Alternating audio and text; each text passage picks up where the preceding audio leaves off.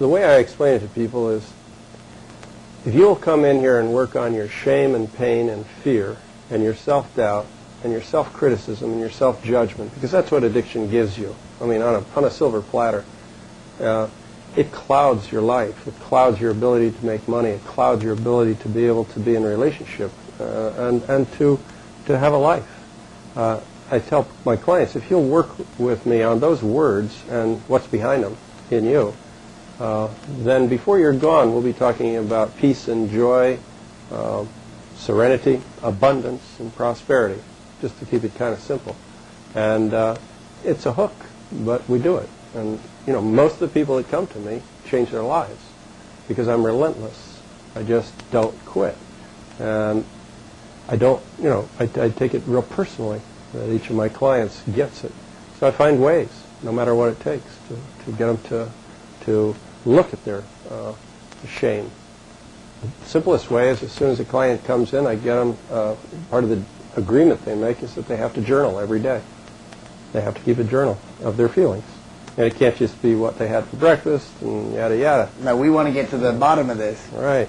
It has to be, I felt this way, I wanted to masturbate, I saw a magazine at the counter, or, you know, actually I use a modality called psychosynthesis, which, you know, involves what I would call, I guess the pop psychology would call it your committee, your inner committee. I think everybody watching and yourself knows that, you know, we feel like we get impulses to do things, or voices that say, you know, get a glass of water, I'm tired, I'm hungry, I want to be sexual, yada yada, whatever.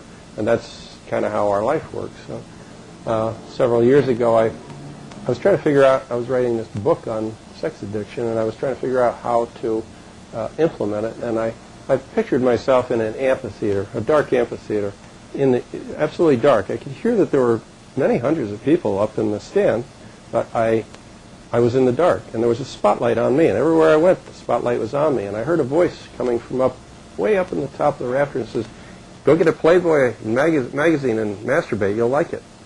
Then I looked up, but the light was blinding, and I said, who's that? And the voice said, it doesn't matter, you just go do it, that's what you do. And I'm making a metaphor here about how I worked this out. And then from over here, another voice said, you didn't go to Dartmouth College, you're stupid. And I looked up and I said, who's that? And the voice says, it's not your business, just believe it. And, you know, in a big way, our mind is kind of like that. Yeah. And hopefully in healthier people, you get a lot of good things like, God, you look great today.